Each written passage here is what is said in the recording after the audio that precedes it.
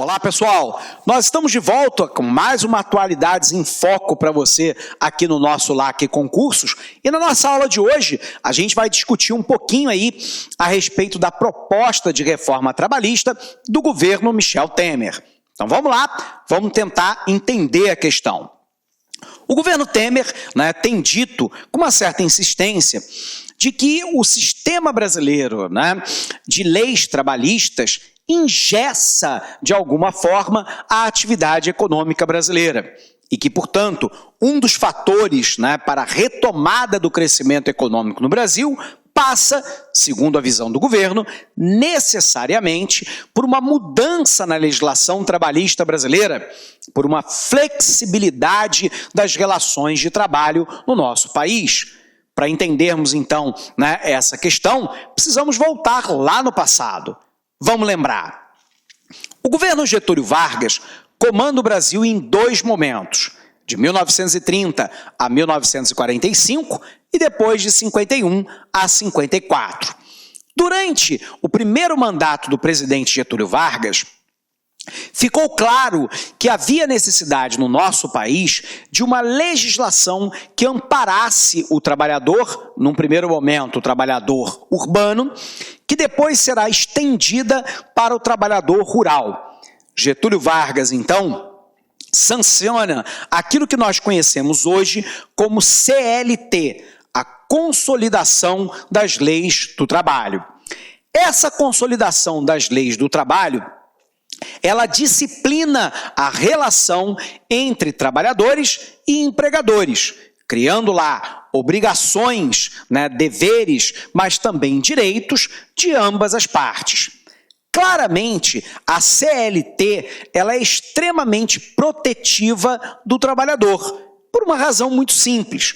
Todos nós sabemos que na relação entre capital e trabalho, entre empresa e trabalhador, via de regra, o peso econômico e muitas vezes político do empregador, do capital, historicamente se fez valer de maneira mais intensa do que o direito dos trabalhadores. Os trabalhadores, então, organizados em sindicatos e associações, e ao longo de um grande período de luta trabalhista, vai conquistando, então, uma série de direitos que configura o cenário atual. Esse cenário atual garante, por exemplo, que o trabalhador trabalhe 8 horas diárias, não ultrapassando 44 horas semanais, que ele tenha direito ao final de semana remunerado, que ele tenha direito ao pagamento de 30 dias de férias acrescidas de 1/3 a título de abono de férias, que garanta a esse trabalhador o recolhimento pela empresa de 8% da sua remuneração a título do Fundo de Garantia por Tempo de Serviço e, no caso de demissão injustificada, que esse trabalhador faça jus ao pagamento de 40% da multa sobre o saldo do seu fundo de garantia por tempo de serviço. É determinado no Brasil que se contrate o trabalhador com vínculo empregatício, com carteira assinada ou por contrato de trabalho por tempo determinado, sendo que todas as obrigações trabalhistas previstas em lei devem ser cumpridas pelo empregador. Nós sabemos que essa legislação protetiva do trabalhador é encarada por parte do empresariado brasileiro como aquilo que engessa as relações de trabalho no Brasil, dificultando e onerando a contratação e a demissão de trabalhadores. E que isso, na visão desses empresários, acaba causando um custo Brasil. Lembrando que o custo Brasil é entendido como tudo aquilo que acrescenta valor, no sentido negativo da palavra, ao preço final do produto. Se eu tenho uma legislação trabalhista, na visão do empresariado, que é muito engessada, onde tudo está previsto em lei e aonde está prevista uma série de medidas protetivas do trabalhador que oneram a empresa, que oneram o empregador, Isso torna o produto brasileiro mais caro e, portanto, retiraria competitividade do produto brasileiro no cenário doméstico se comparado ao produto importado e também no cenário internacional para as exportações. A alegação do empresariado brasileiro é que não só as relações de trabalho são engessadas, como elas são extremamente onerosas para o empregador. E que se houvesse uma flexibilização das relações trabalhistas no Brasil, eu poderia, em tese, desonerar, parcialmente as empresas, ao mesmo tempo criar a possibilidade de outras modalidades de contratação de trabalhadores, redundando num número menor de desempregados no nosso país, dando, em tese, dinamicidade ao mercado de trabalho e dinamicidade à produção dessas empresas. E assim, o empresariado brasileiro defende uma ampla reforma trabalhista no Brasil. Essa reforma trabalhista, obviamente, que ela encontra, a priori, uma grande objeção da maioria das centrais sindicais, porque o que se teme é que por trás de um discurso de competitividade, de flexibilidade das relações trabalhistas, de aumento do número de empregados, na verdade esteja a precarização das relações de trabalho no Brasil. Sendo assim, essa é uma disputa política que vai se dar no âmbito da sociedade e do parlamento brasileiro. O ministro do Trabalho, recentemente, alegou que o conjunto de propostas talvez só sejam encaminhadas para o parlamento no segundo semestre de 2017, quando então se espera uma ampla discussão pública sobre o tema. Mas a pergunta é: quais são as propostas que até agora têm sido vinculadas à proposta de reforma trabalhista do governo Temer? Primeiro, algo que não é uma proposta do governo Temer, mas que agora passou na discussão na Câmara dos Deputados, que é a questão da terceirização. Então vamos entender. Terceirização é quando eu contrato outrem ou uma outra empresa para fazer parte do processo de produção da minha empresa. Como assim, professor? Imagine, por exemplo, um banco. O banco, ele é especializado, em tese, em serviço bancário, e não em segurança, e não em limpeza, e não em manutenção. A legislação atual permite, então, que o banco terceirize essas atividades. Então, o banco vai lá, contrata uma empresa de segurança e uma outra empresa de limpeza e manutenção que prestam serviços para o banco.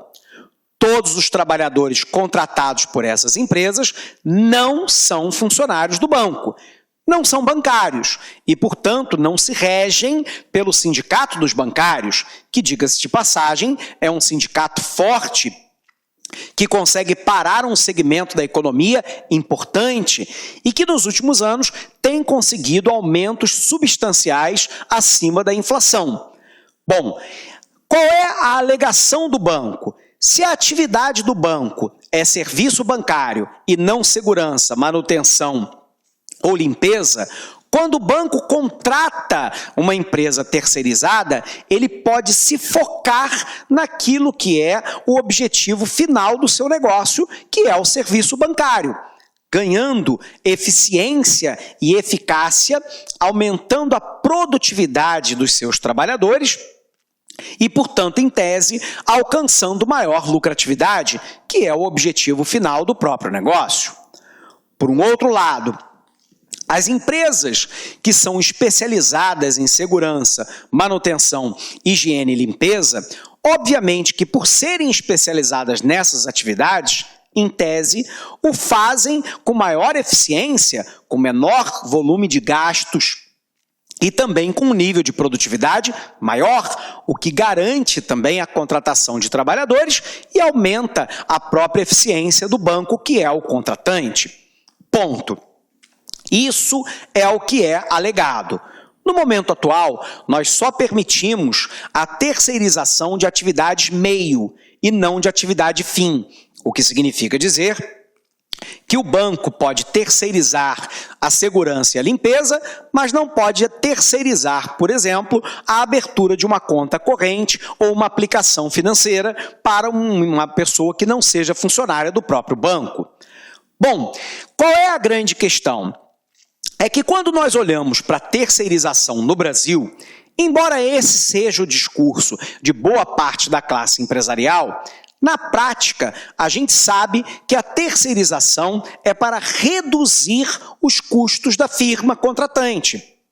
Porque, via de regra, as firmas que são contratadas, tudo bem, têm sindicatos de trabalhadores que, via de regra, são mais fracos do que da empresa principal e que, portanto, nas negociações salariais e trabalhistas, têm menor poder de barganha. O que tem se verificado no Brasil e no mundo, muitas das vezes, é uma precarização das relações de trabalho, onde os trabalhadores trabalham para empresas que muitas vezes não têm patrimônio ou não têm solidez no mercado, que uma vez indo à falência não tem dinheiro para fazer a rescisão trabalhista de maneira adequada, que não paga salários condizentes com o mercado de trabalho, que muitas vezes tem jornadas de trabalho muito longas, precariedade na oferta de aparato de segurança para os trabalhadores como equipamento individual de segurança e coletivo, que muitas vezes não faz o recolhimento devido dos tributos ao governo e por aí vai. Portanto, o temor é pela precarização das relações trabalhistas. Mas a grande questão é que foi aprovado agora na Câmara dos Deputados e irá para análise no Senado Federal a possibilidade de eu terceirizar não somente as atividades meio, mas também as atividades fim. Ou seja, aquela que é a da finalidade da empresa. E isso tem se demonstrado em escala global, salvo, obviamente, exceções, como um problema. Há denúncias imensas contra grandes empresas, por exemplo, produtoras de artigos esportivos, que terceirizaram a sua produção de camisas de times, de bola de futebol, de equipamentos esportivos, de chuteiras e por aí vai, utilizando-se de mão de obra asiática numa condição de miséria ou de análoga à escravidão, de mão de obra infantil, sem aparato de segurança do trabalho, com longas jornadas, salários baixos e por aí vai. Isso não é uma novidade para a Organização Internacional do Trabalho. Então, a primeira parte da reforma trabalhista do Temer, ela inclui algo polêmico que não faz parte da proposta do Temer, que já estava em discussão desde o governo Dilma Rousseff, que é se ampliar o Instituto da Terceirização no Brasil, agora não somente para as atividades meio, mas também para as atividades fim. A segunda questão é a flexibilização da jornada de trabalho. O ministro do Trabalho havia afirmado que a ideia é flexibilizar as 8 horas diárias em até 50%, desde que não se ultrapasse 44 horas semanais. Então, como é que se daria isso, Eu poderia, por exemplo, fazer com que o trabalhador, em vez de trabalhar 8 horas diárias, ele trabalhasse 12 horas diárias, desde que, no somatório da semana, isso não ultrapassasse 44 horas semanais. O problema dessa proposta é que ela inclui 50% a mais na jornada de trabalho que um trabalhador poderia executar por dia sem implicar o pagamento de hora extra, desde que não ultrapassada, repito, as 44 horas semanais. O problema é que trabalhar 12 horas por dia pode implicar um problema de segurança de trabalho, de produtividade e na qualidade de vida para o trabalhador, porque isso significa que o trabalhador terá uma jornada de 4 horas diárias a mais, o que envolve um nível de estafa maior, o que envolve, obviamente, um nível de produtividade da sua força de trabalho que poderá ser reduzida pelo cansaço diário, o que implica, obviamente, menos tempo disponível para a sua preparação profissional, para o seu estudo, para o seu contato com a família, para as atividades de lazer, para as suas atividades esportivas, que lhe garantem qualidade de vida. Então, essa flexibilização da jornada diária, ela atende a uma demanda da firma, que pode eventualmente, né, fazer com que o trabalhador trabalhe lá, né, durante 2, 3 dias ou mais, até 12 horas por dia. No entanto, isso se dará, pelo menos em tese. Meus amigos, minhas amigas, você que está estudando para o concurso da PM de São Paulo 2016, nós do LAC Concurso preparamos um curso super competitivo. São mais de 180 videoaulas exclusivas para você. Atendemos 100% digital, temos uma ferramenta pedagógica muito bem sucedida chamada de Personal Coach. Aqui no LAC Concursos você vai estudar o restante dessa videoaula, que isso aqui é só uma pequena amostra do nosso conteúdo, e muito mais, material de PDF, Personal Coach, que eu estudo em regime de metas, por apenas 10 mensalidades de R$25, você vai ter esse acesso aí e garanto vocês, se vocês cumprirem todas as nossas orientações pedagógicas, lá no dia da prova, lá no dia 5 de fevereiro de 2017, você fará uma grande prova. Tá certo, meus amigos? Espero vocês aqui no LAC Concurso. Já esquecendo, você quer o material de apoio dessa videoaula que você acabou de assistir? Então, aqui embaixo, aqui na descrição, tem um linkzinho, clica lá e faça seu cadastro e você baixa esse material gratuitamente. Forte abraço, fique com Deus e espero vocês aqui no LAC. Tchau, tchau. Clique LAC.